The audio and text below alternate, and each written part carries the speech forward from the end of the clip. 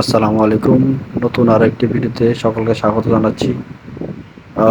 ভিডিওতে যে বাছুরটি দেখতে পাচ্ছেন, বাছুরটি হচ্ছে আমার হাতে প্রজননকৃত শাহিওয়াল বাছুর, বকনা বাছুর। কিন্তু বাছুরটির সমস্যা হচ্ছে জন্মগতভাবে তার চোখের দুই পাশে মণির উপরে চামড়া উঠে আছে। সে এই জন্য চোখে দেখতে পারে না। তারপর হচ্ছে তার চোখ দিয়ে প্রচুর পরিমাণের পানি পড়ে সারাক্ষণ। তখন আমাকে বলা হয়, আমি বাছুরটিকে দেখে, আপনারা ভিডিও দেখতে পাচ্ছেন বাছুরটির অবস্থা, কন্ডিশন খুবই খারাপ। উভয় পাশে দুভয় চোখের উপরে প্রচুর পরিমাণে লোম উঠে আছে বা পর্দার মতো পড়ে আছে, যার কারণে চোখে দেখতেছে না। আমাকে ফোন দিয়ে বলা হয়, আমি বলার পর আমি দেখে চিন্তা করি যে আসলে এটা একজন ভেটেরিনারি দক্ষ এক্সপার্ট লোক দ্বারা করানো দরকার। তখন আমি আমাদের যে ডক্টর নাহিদ স্যার ছিল চট্টগ্রাম উপজেলার এলে, ওনাকে ফোন দিই। ফোন দেওয়ার পর উনি বলেন, না, আপনি ডক্টর মনির স্যারের সাথে যোগাযোগ করেন। উনি আমাকে মনির স্যারের নাম্বারটা দেয়।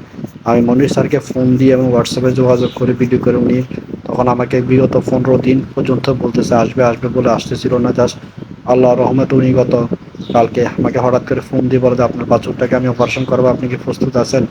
তখন আমি বলি, জি স্যার, আমি আসি, আপনি আসেন। তখন আমরা দুজনেই মিয়া বাজার থেকে আমানগন্ডা যাই। আমানগন্ডা যেয়ে বাছুরটিকে অপারেশন করি। বাছুরটির এত কন্ডিশন খারাপ ছিল যে বলার মতো না।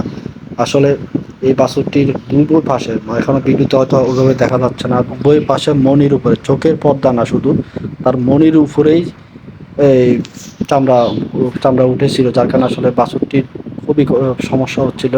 তো মনি স্যার প্রথমে গিয়ে চিন্তায় পড়ে যান আসলে এটা কীভাবে অপারেশন করবে। এত তার মনি আছে, যদি সামান্য পরিমাণ ভুল হয় বা বিভিন্ন সামান্য পরিমাণ কাঁচির যদি খোসা লাগে, তাহলে তো তার মনি শেষ। তখন কি করা যায়? আর যেহেতু মানুষের মতো গরুর কোনো আইসিইউর ব্যবস্থা নাই, তখন আসলে মনিটাই নষ্ট হয়ে যায়, বাছুরটাই মারা যেতে পারে।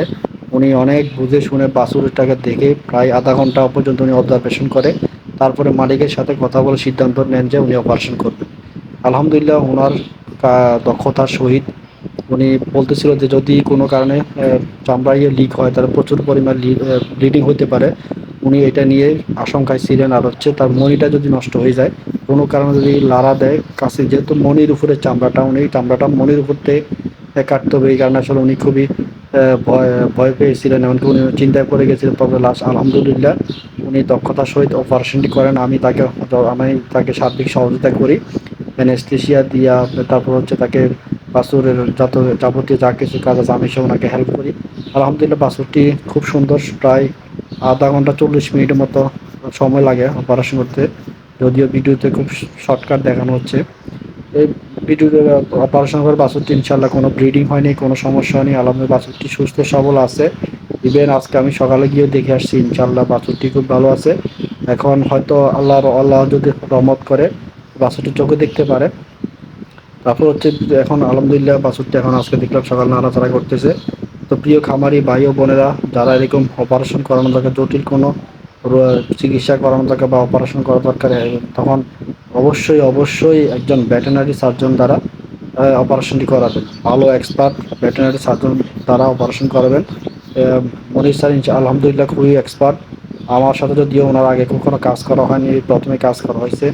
আলহামদুলিল্লাহ ওনার কাজের দক্ষতা এবং কারিশমা থেকে আমি বিমোহিত। ইনশাআল্লাহ উনি যে কোনো সিজার সার্জারি, যে কোনো গরুর যে কোনো চিকিৎসা উনি করে থাকে। সাথে যে ফ্যাট এনিম্যাল যেগুলো আছে বিড়াল, ওইগুলোরও করে থাকে। উনি কুমিল্লা শহরেই থাকে। আলহামদুলিল্লাহ স্যার অনেক ভালো লোক। তো সবাই আমাদের জন্য দোয়া করবেন। আর ভালো থাকবেন। আল্লাহ হাফেজ।